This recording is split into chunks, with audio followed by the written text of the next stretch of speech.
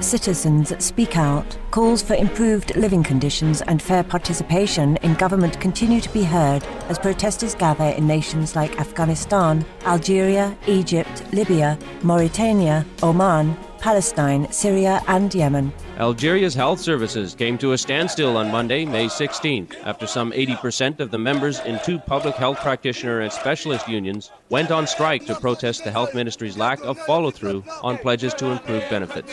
A group of human rights activists in Oman have spoken out against the government's ongoing arrests of peaceful protesters who are calling for dialogue to create reforms in the kingdom.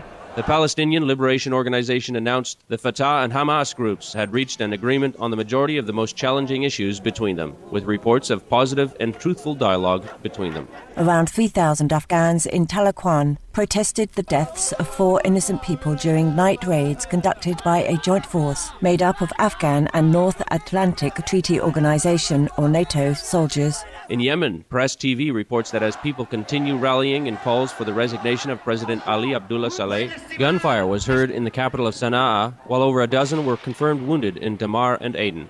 Russian Foreign Minister Sergei Lavrov on Tuesday once more reiterated the nation's call for an immediate ceasefire by the Libyan government as the International Criminal Court's chief prosecutor, Luis Moreno Ocampo, stated that the court would investigate allegations of organized sexual violence by Libyan security forces. On Tuesday, U.S. Secretary of State Hillary Clinton and European Union Foreign Policy Chief Catherine Ashton affirmed their joint readiness to impose additional sanctions on Syria to halt the violent crackdown on protesters.